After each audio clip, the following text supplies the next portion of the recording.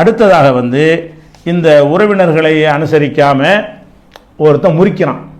உறவினர்களோட ஜென்ம பகையா இருக்கிறாங்க எத்தனை பேர். இந்த உதவி செய்தல் ஒரு வகை, உதவியும் செய்யாம உபத்திரவம் செய்யாம இருந்துட்டான்னு கூட அது ஒரு கணக்கில் வச்சுக்கலாம்.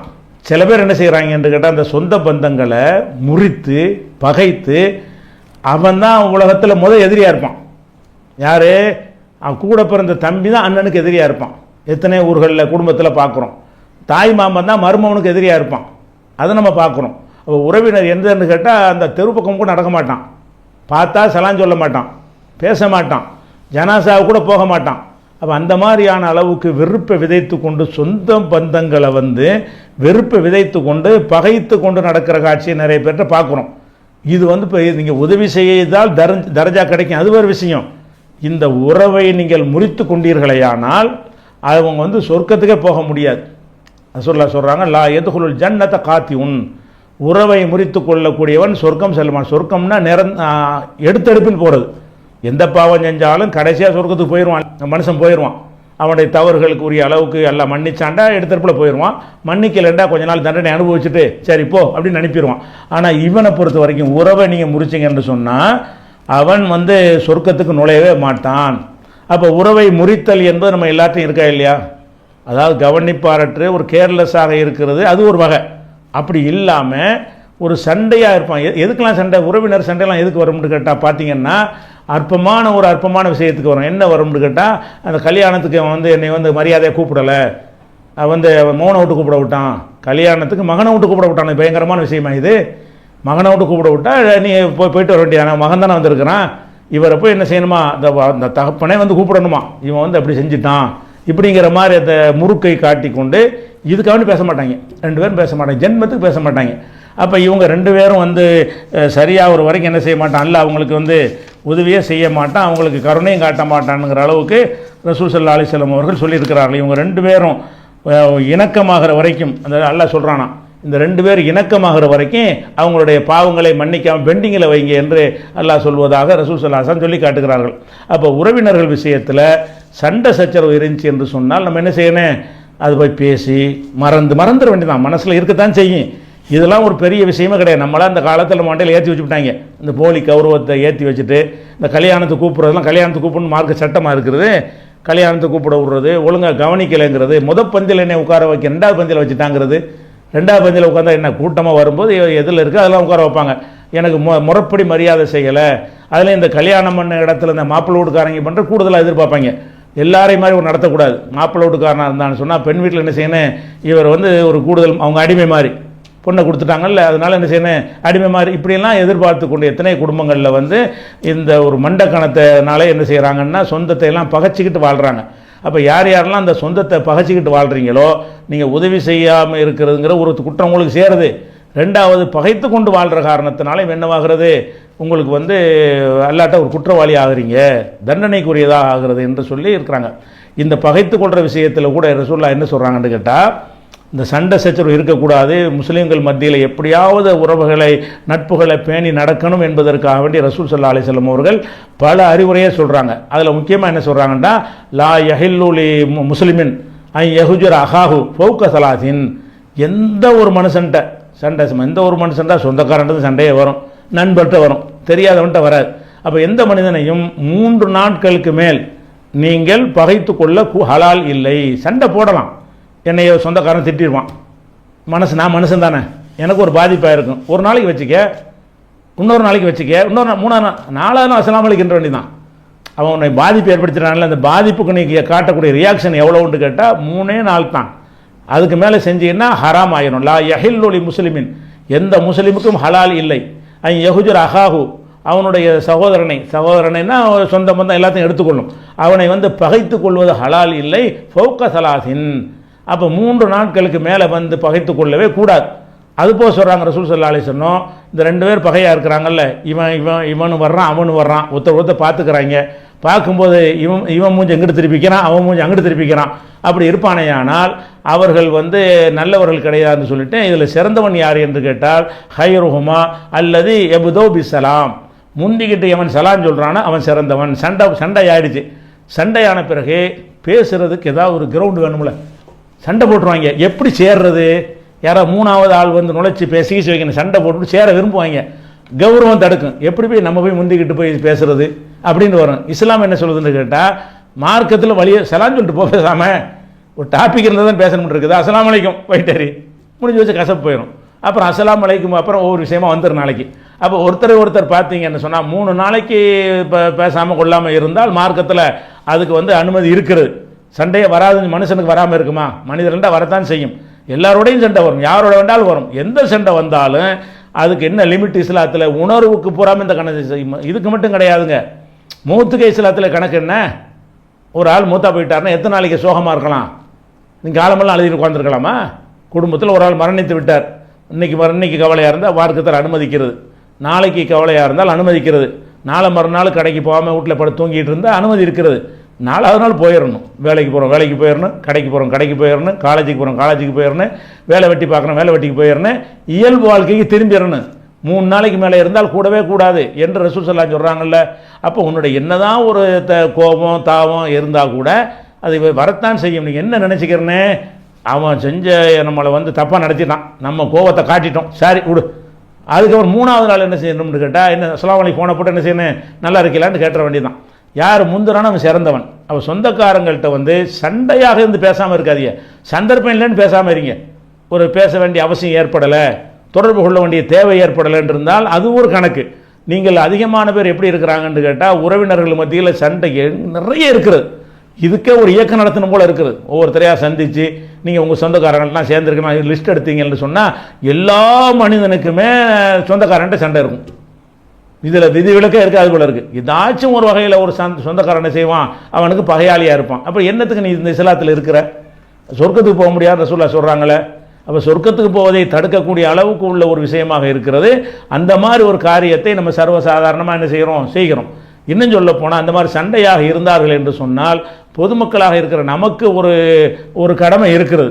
எந்த அளவுக்கு இருக்குன்னு கேட்டால், ரசூல் ஸல்லல்லாஹு அலைஹி சொல்கிறாங்க, லைசல் கதாப் அல்லது யுஸ்லிஹு பைனன் நாஸ், மனிதர்களுக்கு மத்தியில் நல்லிணக்கத்தை ஏற்படுத்துகிறான 2 பேர் சண்டையாக இருக்காங்க, அண்ணன் தம்பி சண்டையாக இருக்கிறாங்க, மாமனும் மருமகனும் சண்டையாக இருக்கிறாங்க, சித்தப்பனும் பிள்ளையும் அண்ணன் பிள்ளையும் சண்டையாக இருக்கிறாங்க, கணவன் மனைவி சண்டையாக இருக்கிறாங்க, தாய் மகளும் சண்டையாக இருக்கிறாங்க.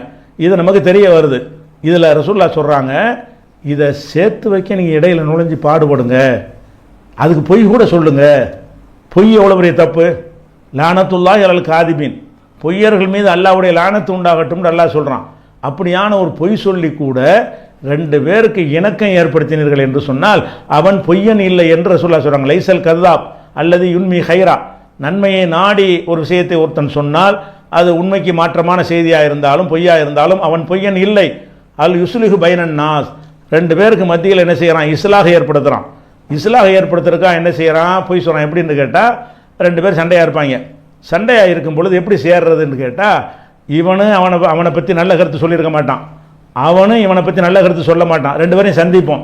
இவன்ட்டு போய் கேட்டோம்னா அவன் என்ன செஞ்சான் தெரியுமான்னு ஒரு பட்டியலை வாசிப்பான். அவன்கிட்ட போய் கேட்டால் என்ன செய்வான், அவன் ஒரு பட்டியலை வாசிப்பான். இதை போய் வாசி 2 பேர் நுழைஞ்சி அவன் சொன்னதுப்புறம் இங்கே சொன்னீங்கன்னு வைங்க, 100ல் இருந்த சண்டை 200% ஆயிரும். இவன் சொன்னது போய் அவன்கிட்ட போட்டு வைங்க 300 ஆகிக்கணும். இதை செய்யக்கூடாது. அவன் சொன்ன குறையெல்லாம் வாங்கிக்கிட்டு அவன்கிட்ட போய் என்ன செய்யணும், நீங்கள் நினைக்கிற மாதிரிலாம் இல்லை, அவர் உங்களை பற்றி போல்னு தான் சொல்கிறாரு, உயர்வாக தான் சொல்கிறாரு, நீங்கள் செஞ்ச நல்ல உதவியெல்லாம் சொல்லி காட்டினார், போய் அவுட் அடிக்க வேண்டியதான். நீங்கள் செஞ்ச நல்ல விஷயம்லாம் சொல்லி காட்டினார்னு சொல்ல வேண்டிய. அதே மாதிரி இவன்ட்டையும் வந்து நீங்கள் தாங்க அவர் ரொம்ப கோபமாக வெறுப்பாக இருக்கிறீங்க, அவர் அந்த மாதிரி ஆளாக இல்லைங்க, நீங்கள் அந்த காலத்தில் அவர் செஞ்ச உதவிகள்லாம் சொல்லி காட்டுறாருங்க, அவர் மனசில் வச்சுருக்காரு, இப்படின்னு போட்டிங்கன்னு வைங்களேன், அந்த கசப்பு குறைஞ்சிட முடியும். பொய் சொல்லலாம். அப்போ 2 பேரை சேர்த்து வைக்கிறதுக்காக, கணவன் மனைவியை சேர்த்து வைக்கிறதுக்காக வேண்டி பொய் சொல்லலாம், தகப்பன் பிள்ளையை சேர்த்து வைக்கிறதுக்காக பொய் சொல்லலாம், உறவினர்களை சேர்த்து வைப்பதற்காக பொய் சொல்லலாம். சும்மாவே 2 பேர் சண்டையாக போட்டுட்ருக்காங்களா, அவங்கள சேர்த்து வைக்கிறதுக்காக கூட என்ன செய்யலாம், பொய் சொல்லலாம். அப்போ அவங்க ஒருத்தர் நரகத்துக்கு ஒருத்தன் போகக்கூடிய ஒரு செயலை, உறவினரை பகைத்து நரகத்துக்கு போகிற ஒரு செயலை ஒருத்தன் செஞ்சுக்கிட்டு இருக்கிறான், அது நமக்கு தெரிய வருது என்று சொன்னால் அப்போ என்ன செய்யணும், அவங்களுக்குள்ளே நுழைந்து அதுக்காக வேண்டி பாடுபட்டு என்ன செய்யணும், சேர்த்து விட வேண்டும். ரசூல் ஸல்லல்லாஹு அலைஹி வஸல்லம் காலத்தில் ஒரு நாள் என்ன செய்கிறாங்கன்னா, அந்த மஸ்ஜித குபா தெரியுமில்ல, குபான்னு ஒரு பள்ளிவாசல் இருக்குது. அந்த பள்ளி தான் ரசூலுல்லாஹ் மதீனாவுக்கு வந்த உடனே மதீனா உள்ளக்கே போகலை, மதீனாவுடைய வெளிப்புறத்திலேயே அந்த ஒரு பள்ளிவாசலை கட்டி, அதுதான் முதல்ல கட்டப்பட்ட பள்ளிவாசல். ரசூலுல்லாஹ் காலத்தில் வந்து ரசூலுல்லாவால் கட்டப்பட்ட முதல் பள்ளிவாசல் எது? குபாங்கிற ஏரியாவில் உள்ள பள்ளிவாசல். அதில் கொஞ்ச நாள் இருந்துட்டு தான் அப்புறமேல் மதீனாவில் இந்த இடம் வாங்கி கொண்டு மஸ்ஜித் நபவி இடத்துக்கு பிறகு வர்றாங்க. அந்த குபாவாசிகள் மீது ரசூலுல்லாவுக்கு தனி பிரியம். அங்கே கொஞ்ச நாள் இருந்த காரணத்தினால அந்த மக்களை ரொம்ப ரசூல் ஸல்லல்லாஹு அலைஹி வஸல்லம் நேசிப்பாங்க, துவக்க காலத்து மக்கள்னு சொல்லி. ஒரு நாள் என்ன செய்கிறாங்கண்டா, அதை பனு அம்ர் பின் அவுஃப்னு சொல்லி அந்த கூட்டத்துக்கு பேர். அப்போ ரசூல் ஸல்லல்லாஹு அலைஹி வஸல்லம் மஸ்ஜித் நபவியில் இருக்கும்போது ஒரு தகவல் வருது, அந்த குபாவில் உள்ள அந்த அந்த பனு அம்ர் பின் கூட்டத்தாருக்கு மத்தியில் ஒரு சண்டையாக இருக்குது, அவங்களுக்குள்ள பஞ்சாயத்தாக இருக்குது, பிரச்சனையாக இருக்குதுன்னு சொன்னோன்னே இங்கே தொழுவிக்க கூட அப்துல் ரஹ்மான் பின் அவுஃப் வேற ஒரு ஆள் நியமிச்சுட்டு வேகமாக ஓடுறாங்க. எதுக்கு ஓடுறாங்க? அவர்களுக்கு மத்தியில் நல்லிணக்கம் ஏற்படுத்துறதுக்கு கூப்பிட விட்டு கூட செஞ்சுருக்கலாம்.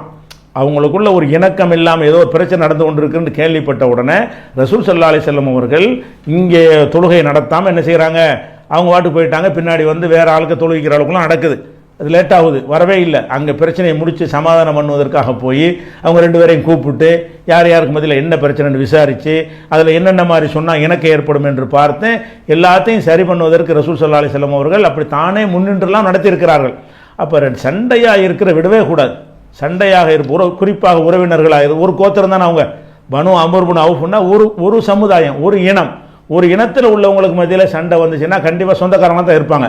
சொந்தக்காரங்களுக்கு மத்தியில் சண்டை இருக்குது என்று சொன்ன உடனே ரசூல் ஸல்லல்லாஹு அலைஹி வஸல்லம் போய் சமாதானப்படுத்தினாங்கல்ல.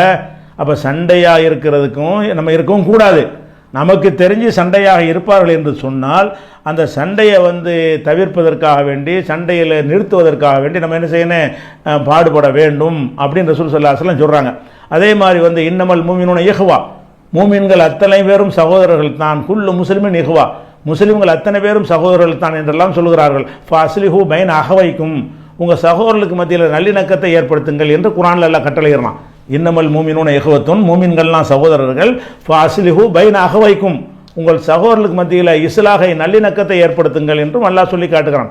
அப்போ இந்த உறவினர்களுக்கு மத்தியில் சண்டை சச்சரவு இல்லாமல் பார்த்து கொள்ள வேண்டும்.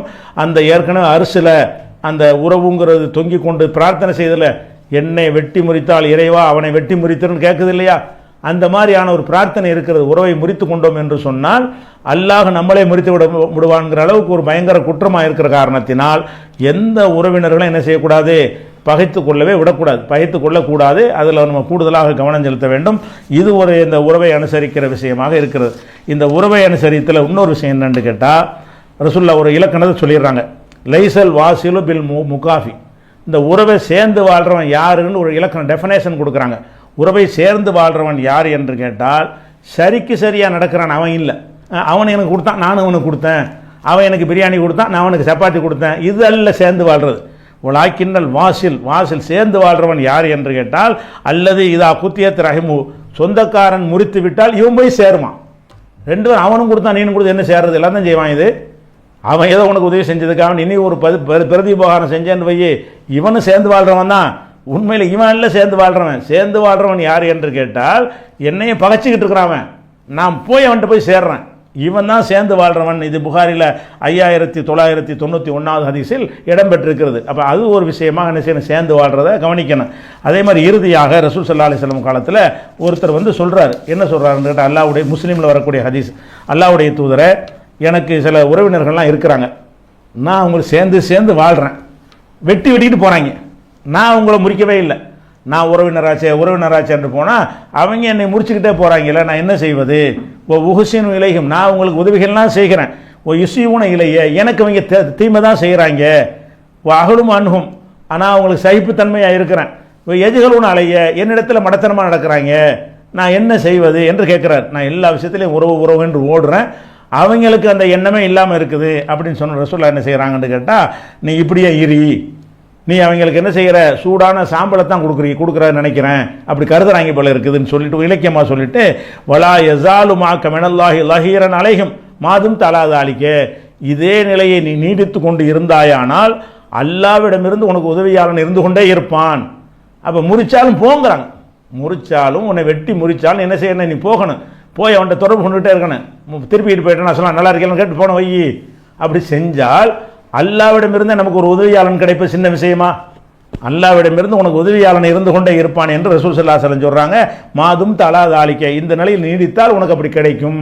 அதனால நம்ம மனித உரிமைகளில் அடுத்ததாக நம்ம தெரிந்து கொண்ட விஷயம் உறவினர்களை அனுசரித்தல் என்று பார்த்துட்டோம். இன்ஷா அல்லாஹ் நம்ம அடுத்தடுத்த நாட்களில் பார்த்துக்கொள்வோம். அஸ்ஸலாம்.